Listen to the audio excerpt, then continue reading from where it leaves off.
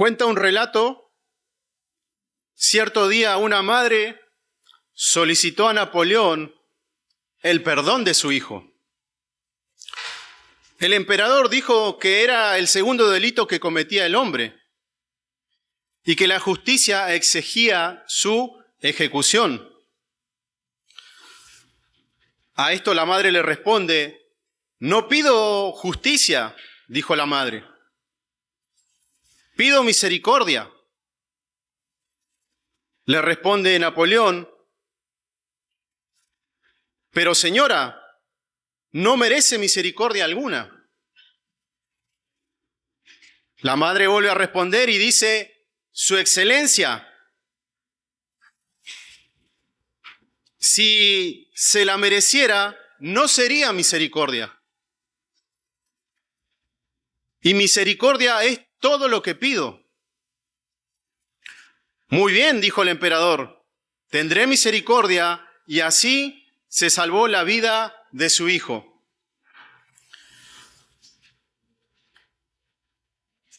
Es interesante cómo a través de los salmos podemos ver muchos sentimientos, muchas expresiones,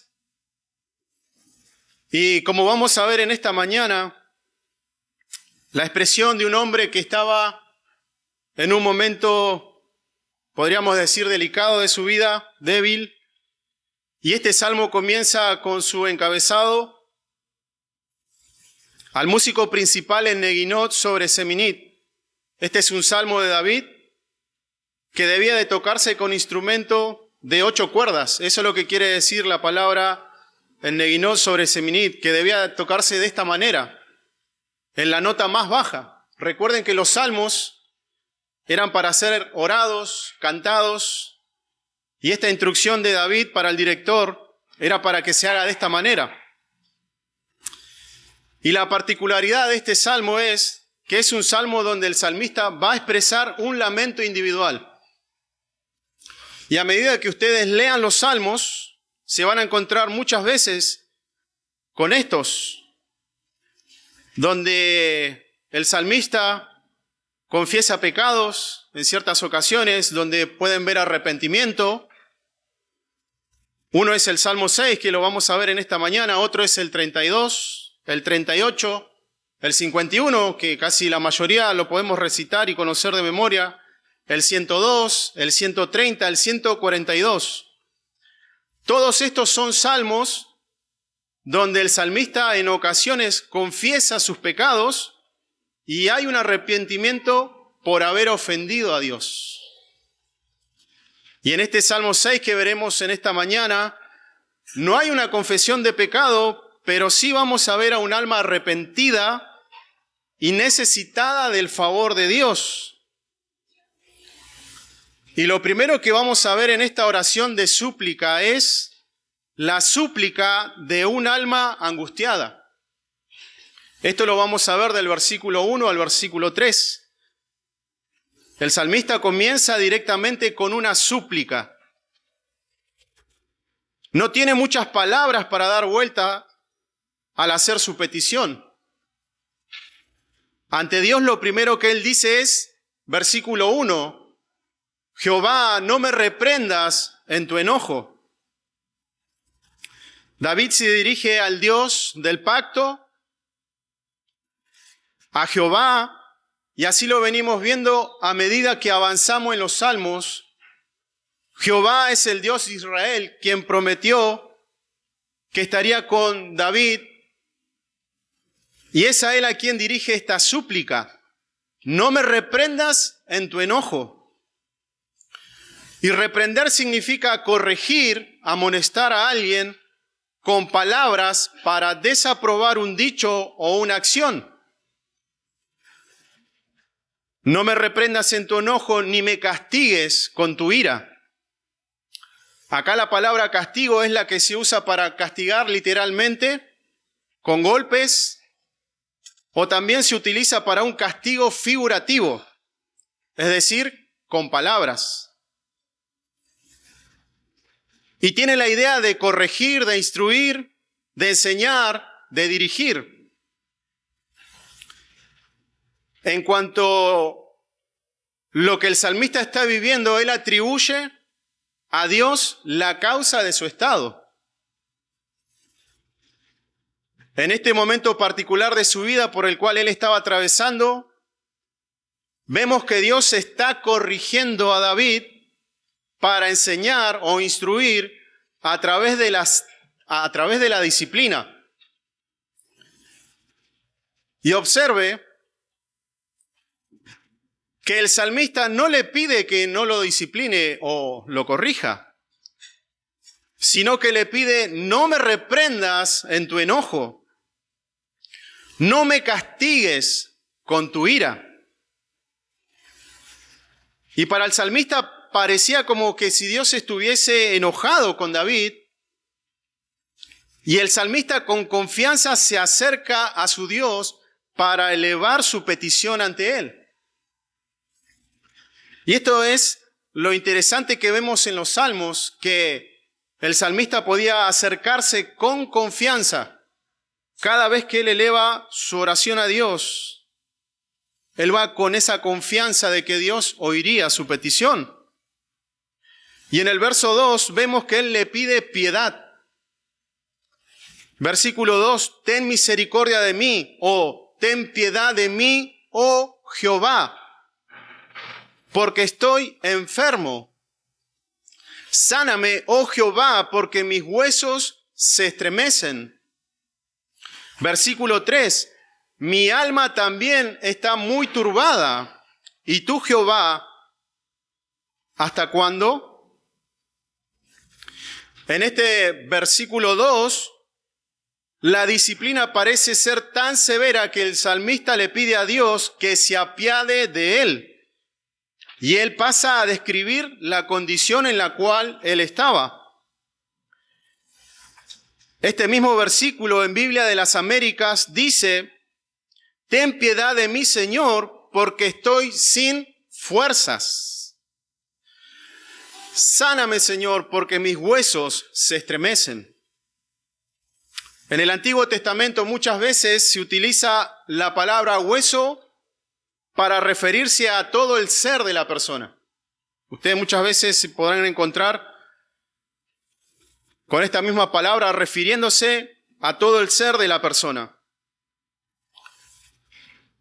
Y es posible que David esté pasando por una enfermedad, pero no lo sabemos ciertamente, y algunos eruditos creen que puede ser en un sentido figurado, para describir su angustia espiritual.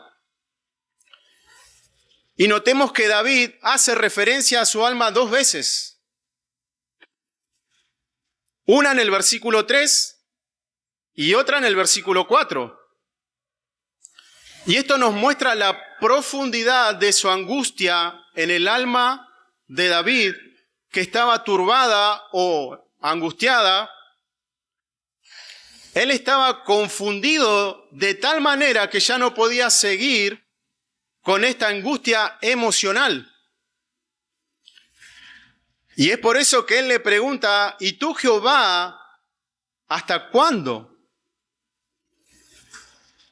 O como lo dice en la Nueva Traducción Viviente: mi corazón está angustiado. ¿Cuánto falta, oh Señor, para que me restaures? Pero si nos preguntáramos cuál es la causa por la cual David estaba de esta manera, ¿qué es lo que a él lo afligía? Y pareciera como si Dios estuviese alejado de David. Y sí, es verdad, lo podemos ver cómo comienza el pasaje, el salmista pidiéndole a Dios que no lo corrija tan severamente. Y en el versículo 2, que tenga piedad de él. ¿Pero por qué se sentía de esta manera? Porque el pecado interrumpe la comunión con Dios y la consecuencia es experimentar lejanía para con Dios. Y el alma de David no conciliaba estar tranquila. El salmista parece sentirse dolido por el resultado de su pecado y estar distante de su Dios. Por eso él le pregunta, ¿y tú, Jehová, hasta cuándo? Y nosotros podemos preguntarnos, ¿y hasta cuándo qué? Y esta pregunta genera una tensión en el pasaje que se responderá en el versículo 4, que es lo segundo que veremos en esta oración de súplica. Recuerden que primero vimos la súplica de un alma angustiada. Lo segundo que vamos a ver, misericordia para el alma angustiada. La angustia del salmista provenía de entender y reconocer que el pecado lo había llevado a este estado en su alma. Y es acá donde nosotros podemos ver que él se sentía en un momento de debilidad, como lo decía en el versículo 3, y en el cual pareciera como si Dios estuviera alejado de él. Por eso en el versículo 4, él dice, vuélvete, oh Jehová, libra mi alma, sálvame por tu misericordia.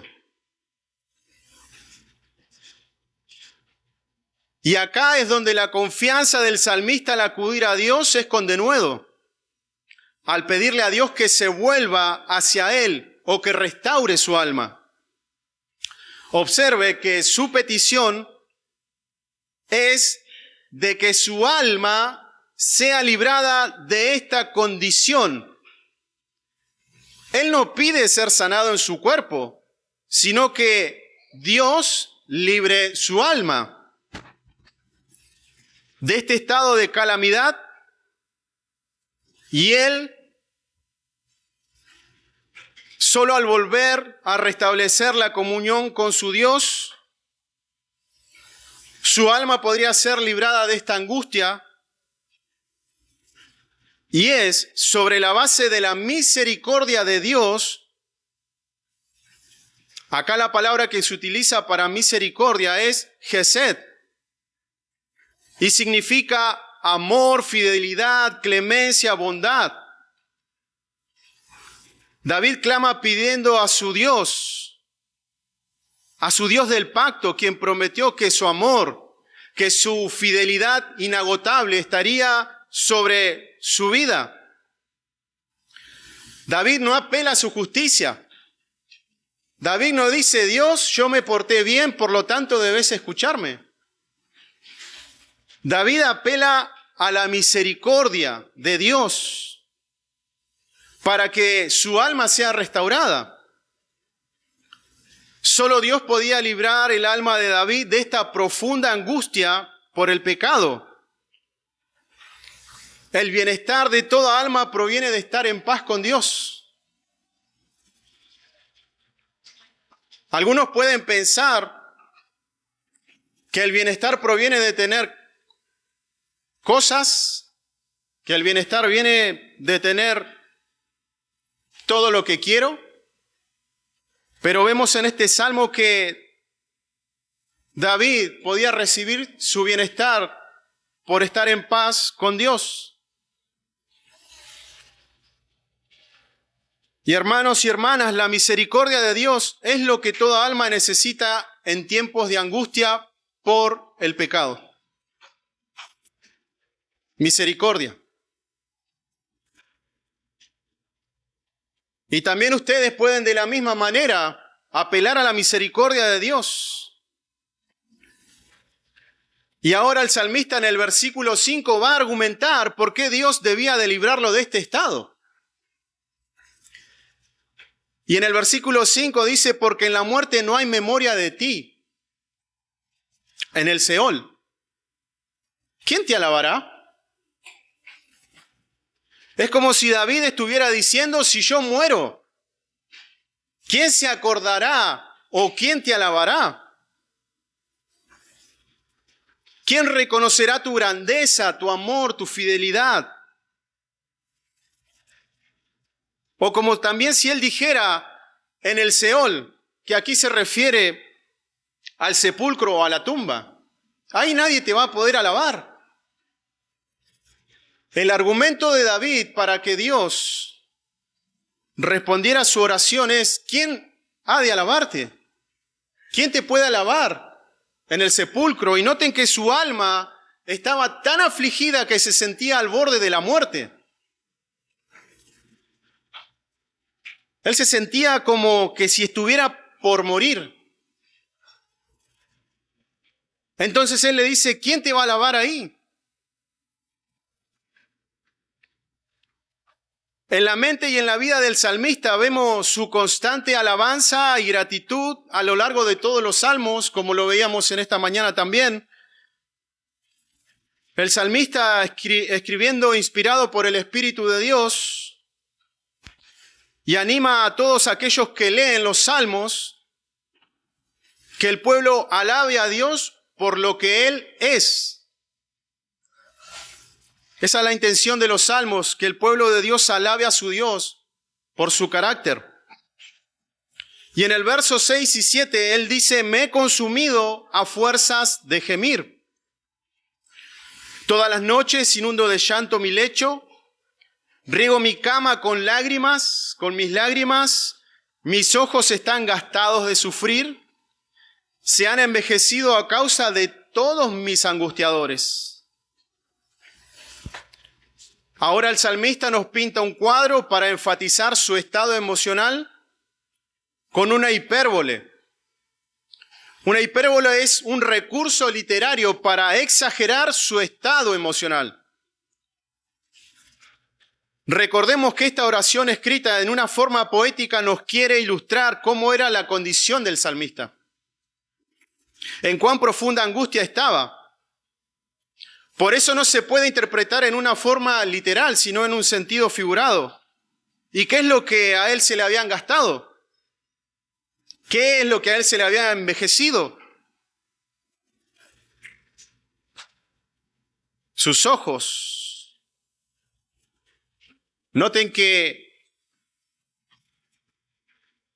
toda esta exageración es para que los lectores vean la angustia, la aflicción de su alma.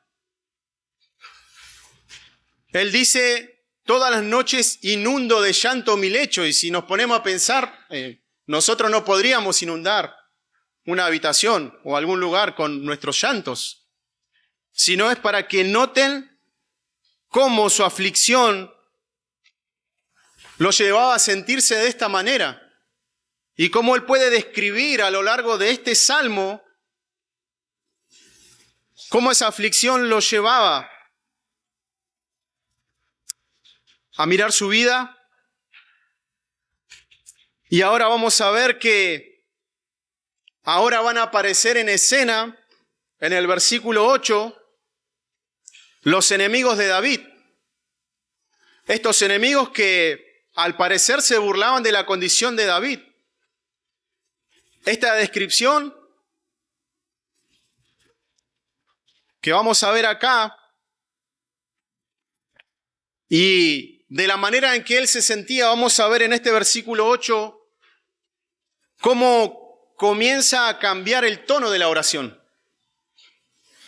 Si ustedes notan ahí, la oración tiene un cambio, y un cambio como trascendental, es como muy tajante, y dice: apartaos de mí todos los hacedores de iniquidad, porque Jehová ha oído la voz de mi lloro.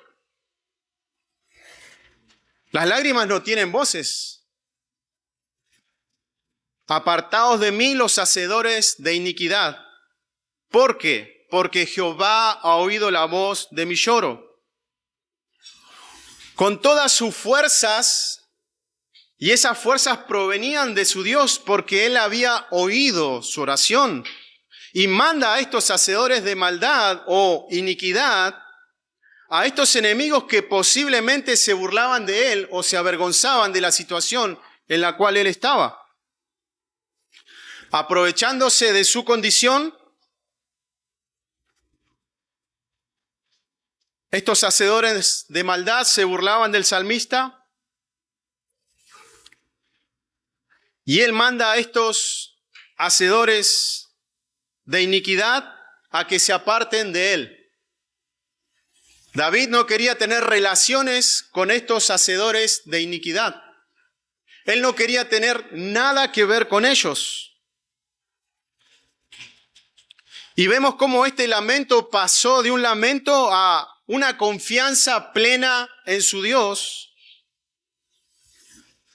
porque Dios ha oído la voz de su llanto en respuestas a sus oraciones.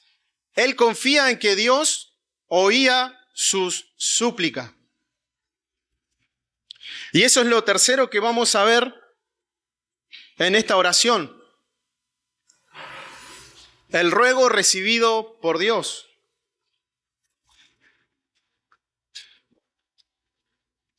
Eso es lo tercero que veremos. El ruego recibido por Dios. Y continúa el versículo 9. Jehová ha oído mi ruego. Ha recibido Jehová mi oración. Se avergonzarán y se turbarán muchos todos mis enemigos.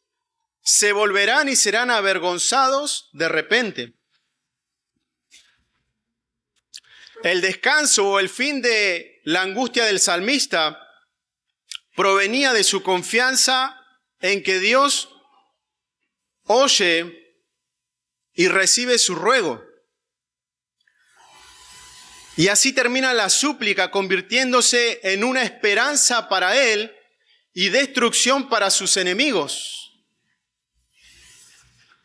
Lo cual estos enemigos se retirarían delante de él, turbados, avergonzados. Noten que 2 veces utiliza la palabra avergonzados, porque Dios es el que le dará la victoria sobre estos enemigos. La esperanza de David estaba en su Dios, porque de él provenían sus fuerzas para su alma abatida, esa alma que iba a ser restaurada o estaba siendo restaurada, y no de un esfuerzo propio del salmista, no de un esfuerzo personal o psicológico, diría, bueno, voy a estar bien. No vemos una referencia a ninguna palabra de alentarse a sí mismo por sus propias fuerzas. Por eso es interesante que el salmista culmina esta oración con confianza, porque su confianza estaba en el pacto de Dios. Y él entendía que Dios cumpliría su promesa. Él entendía que Dios estaba con él, que sus misericordias son para siempre. ¿Y nosotros qué podemos aprender a la luz de esta oración? ¿Cómo nosotros podemos, a través de esta oración, ver qué nosotros debemos hacer con ello? Lo primero que tenemos que aprender y ver que el pecado tiene consecuencias. Y el pecado trae una separación de Dios y el hombre. Lo vemos desde el Génesis. Y esto merece el justo castigo de Dios. Todo aquel que ha incurrido en pecado merece la ira de Dios. Merece el justo castigo. Por eso Dios prometió a David que del linaje de él vendría un rey, el cual establecería su trono para siempre, y que sus misericordias estarían sobre él para siempre. Así como lo dice en Isaías, en el capítulo 55, verso 3. Inclinen su oído y vengan a mí. Escuchen y vivirá su alma.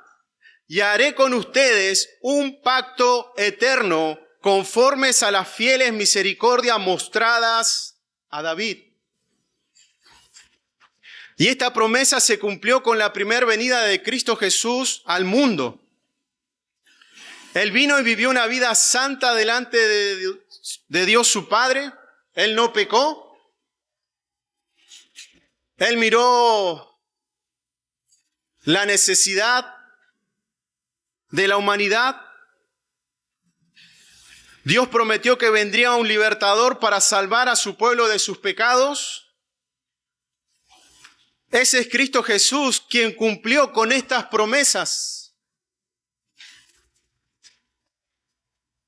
Él cumplió que vendría para aquellos abatidos, aquellos afligidos por su pecado. Jesús fue quien recibió la ira de Dios por causa de tus pecados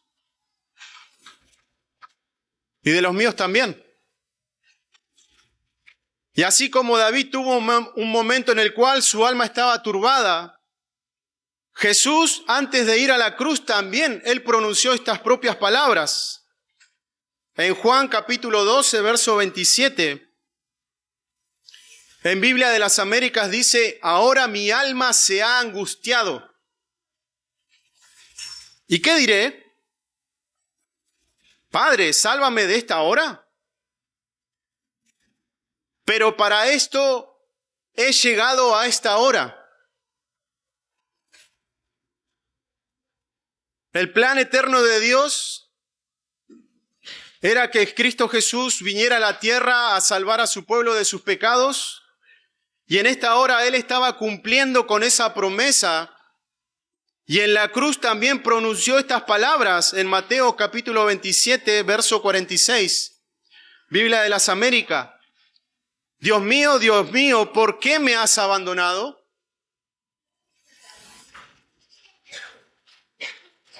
Dios lo hizo por tus pecados. El castigo que usted y yo merecíamos recibir fueron cargados en Cristo Jesús, y Dios mostró su misericordia en la persona de Cristo. Cuando Él también exclamó: consumado es, hecho está el pago por tus pecados, y ya no está la ira de Dios sobre tu vida.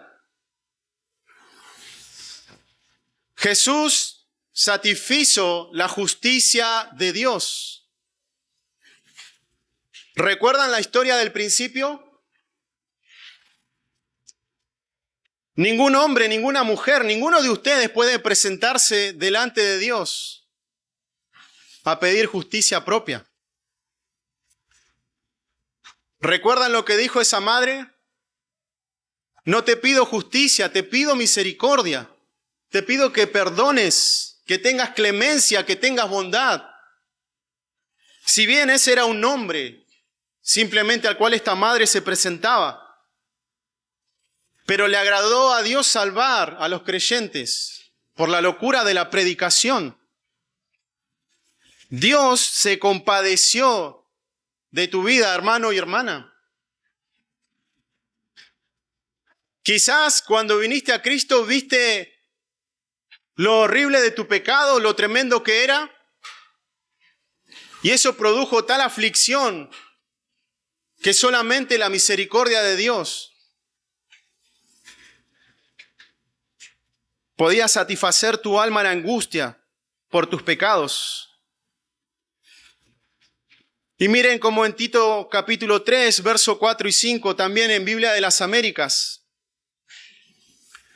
Pero cuando se manifestó la bondad de Dios, nuestro Salvador, y su amor hacia la humanidad, Él nos salvó, no por obras de justicia que nosotros hubiéramos hecho, sino conforme a su misericordia. Por eso ahora, amados hermanos, ustedes pueden acercarse a Dios como lo hizo David, con confianza. Quizás usted pueda estar afligido, angustiado por algún pecado que lo aflige, pero podemos aprender de David que él rápidamente fue a su Dios.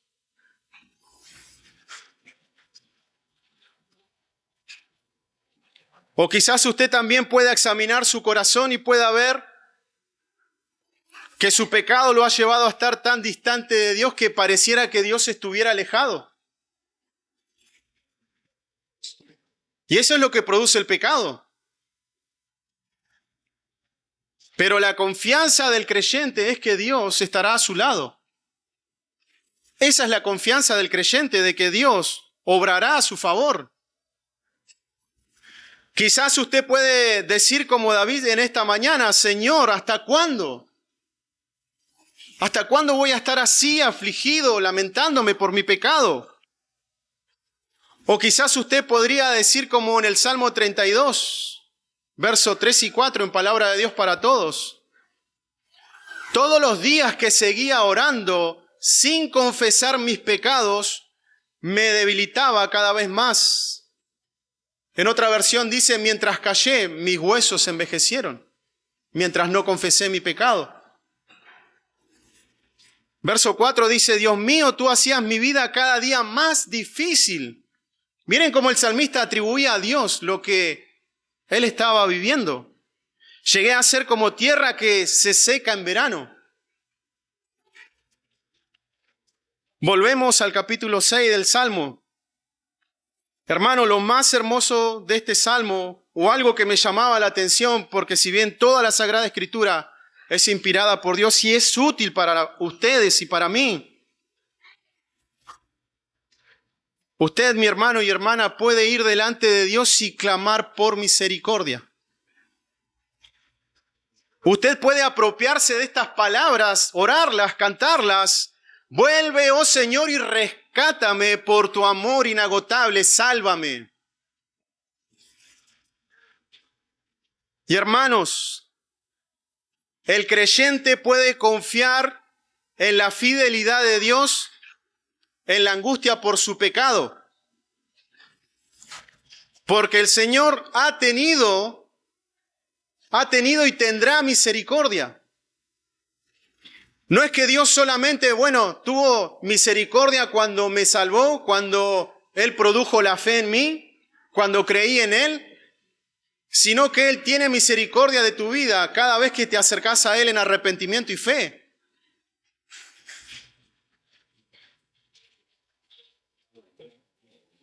Hermanos, Dios vendrá en el rescate de tu alma.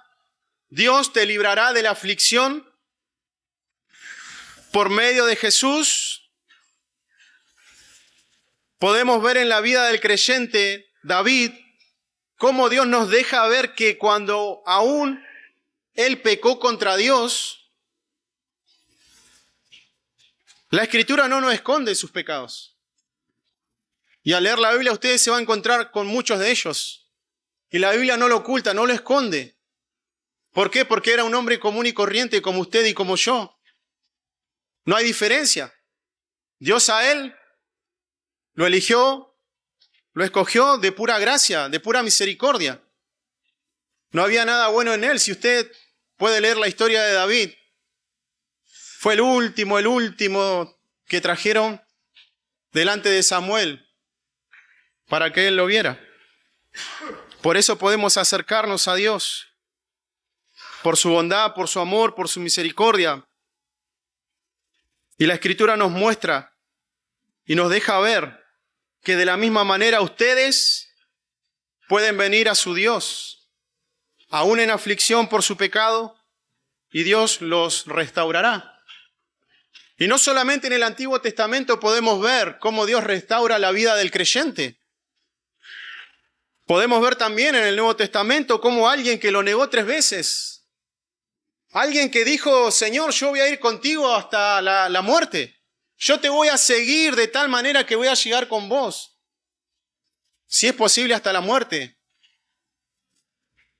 Pero este hombre lo negó 3 veces.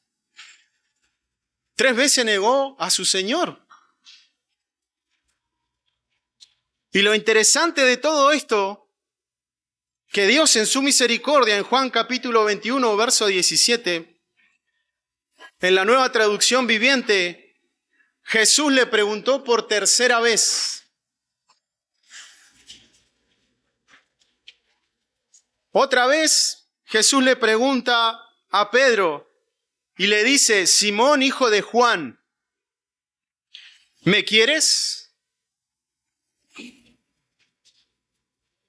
A Pedro le dolió que Jesús le dijera la 3ª vez: ¿me quieres?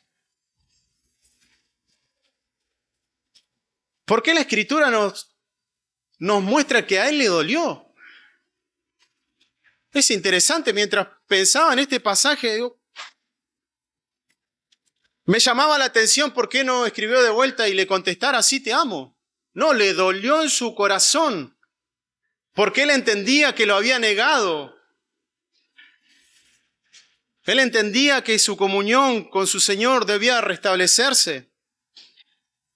Y él se le aparece aquí y le pregunta por tercera vez, en otras versiones, ¿me amas? Y él le contestó, Señor, tú sabes todo. Tú sabes que yo te quiero. Tú sabes que yo te amo. Y el Señor, por su misericordia, restaura la vida de Pedro, como también lo puede hacer con ustedes, amados hermanos. Es posible que en algún momento de su vida pueda usted experimentar esta angustia por su pecado. Por eso es necesario, amados hermanos, en los momentos de aflicciones, de angustias, ustedes puedan examinar sus corazones. Y la Biblia nos llama a examinar nuestros corazones. La Biblia, una y otra vez, Dios a través de su palabra, nos vuelve a llamar al arrepentimiento. Quizás acaso has olvidado tu primer amor. Arrepiéntete de tu pecado, hermano. Confía en Dios, porque su misericordia es para ustedes. Si al examinar sus vidas, sus corazones, que han pecado, que han ofendido a Dios, y hay un dolor en el alma, una angustia por su pecado, en la primera carta de Juan, capítulo 1, verso 8 al 10, en Biblia de las Américas, dice, si decimos que no tenemos pecado, nos engañamos a nosotros mismos. Y la verdad no está en nosotros. Verso 9, si confesamos nuestros pecados, Él es fiel. Él es fiel. Él no cambia. No cambia, Dios sigue siendo fiel. Tú puedes confesar tu pecado con confianza, venir en arrepentimiento a Él. Él es fiel y justo para perdonar los pecados y para limpiarnos de toda maldad. Si decimos que no hemos pecado, le hacemos a Él mentiroso y su palabra no está en nosotros. Hermanos y hermanas, la vida de los cristianos también está caracterizada por una vida de arrepentimiento y fe. Mientras el creyente viva en este mundo, esto será fundamental. ¿Para qué? Para crecer en santidad, para crecer en comunión con su Dios. Dios, por su misericordia, preservará la vida del creyente hasta el final de sus días. Dios guardó a David hasta el final de sus días. Dios guardó a Pedro hasta el final de sus días y ellos habían pecado. Hermanos, Dios guardará sus vidas hasta el final de sus días. Han pecado. Confíen en la misericordia de Dios. Si notaron a través de todo este salmo, la angustia de David venía por haber pecado en contra de su Dios. Quizás muchos hoy puedan decir, bueno, estoy angustiado por esto, angustiado por lo otro, pero David estaba angustiado porque su relación con Dios no estaba bien.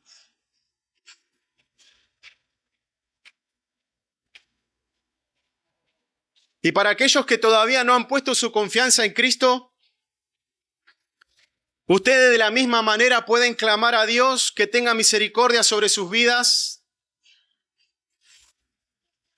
Hoy es el día para que ustedes puedan venir en arrepentimiento y fe y confíen que Dios perdonará su pecado, que Él apartará de su vida su ira. Aquellos que todavía no han confiado en Dios, niños, jóvenes, adultos, si tu confianza no está puesta en Cristo, te espera un castigo eterno y es el infierno. Algunos de ustedes, jóvenes, niños experimentarán angustias, aflicciones en este mundo. Y siempre la causa es el pecado. Recuerdo cuando el Señor me salvó y yo tuve un gran peso, una gran angustia, una gran aflicción por el pecado. Y le doy gracias a Dios porque me hizo pasar por eso. Porque así yo vi la misericordia de Dios. Y duró por un tiempo. Pero cuando entendí que Dios se favorecía a mi vida, yo le daba gracias. Por eso, niños, jóvenes, ustedes pueden venir a Cristo en arrepentimiento y fe, o de lo contrario, ustedes serán aquellos hacedores de maldad. Ustedes serán esos hacedores de iniquidad. Si ustedes no ponen su confianza en Cristo, jóvenes, niños, ustedes un día se avergonzarán delante de Dios. Se irán avergonzados delante de Él.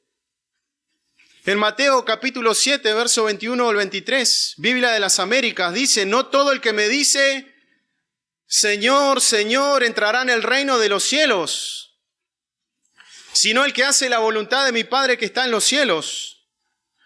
Muchos me dirán en aquel día: Señor, Señor, ¿no profetizamos en tu nombre? ¿Y en tu nombre no echamos fuera demonios? ¿Y en tu nombre no hicimos muchos milagros? Y entonces les declararé: jamás os conocí, apartaos de mí, los que practicáis la iniquidad.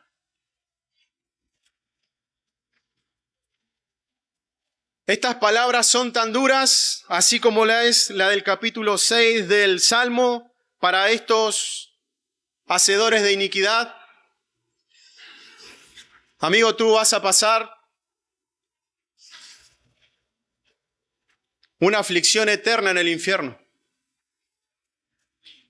No por estar ahí, sino por estar alejado de la presencia de Dios.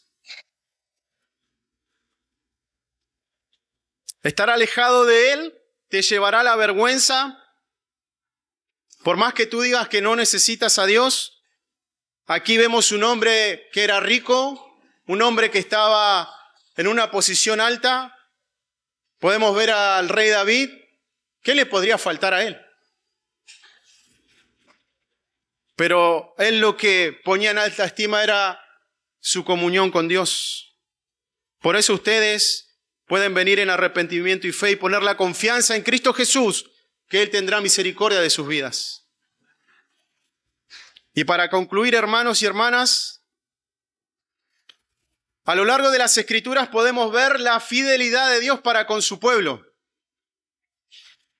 Él muestra su amor inagotable. Toda la Escritura, hermano y hermana, nos muestra el amor inagotable de Dios. Por eso, hermano y hermana, te debes llenar de las Escrituras. Debes llenarte de su palabra para que eso produzca fe en vos. Para que cuando pases por estos momentos de angustia, eso te lleve a confiar plenamente en Dios, así como lo hizo David. Para que el conocimiento de Dios, al leer las Escrituras, que su carácter impacte en tu vida para tener una mejor relación con tu Dios. También podemos ver a lo largo de las Escrituras cómo hombres han pecado contra Dios y Dios los ha perdonado. Y la intención del salmista no es que veamos a ver cómo estaba David, sino es que confiemos plenamente que Dios respondía a su oración. Que Dios respondía a su oración.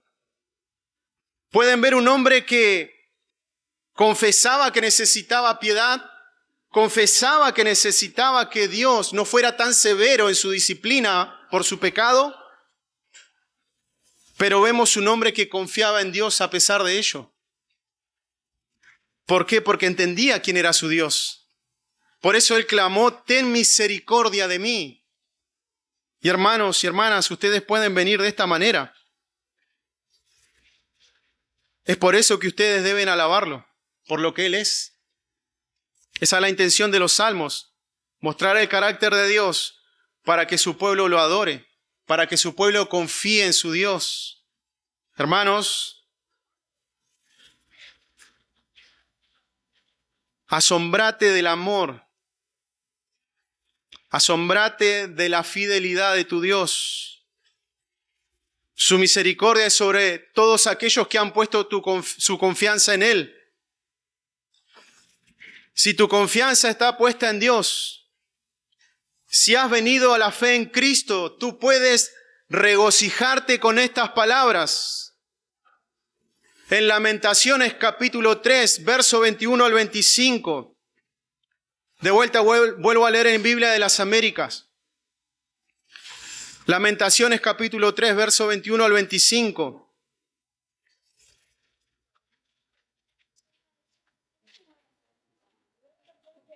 Esto traigo a mi corazón. Por esto tengo esperanza. Y si ustedes, les animo a que lean Lamentaciones, cómo se lamenta por el pecado del pueblo. Y en este capítulo 3 hay una esperanza tal que puede elevar nuestras almas, nuestros corazones en gratitud a Dios. Esto traigo a mi corazón, por esto tengo esperanza, que las misericordias del Señor jamás terminan, pues nunca fallan sus bondades. Son nuevas cada mañana, grande es tu fidelidad.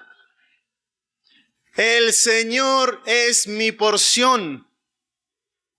Dice mi alma, por eso en Él espero. Bueno es el Señor para los que en Él esperan, para el alma que le busca.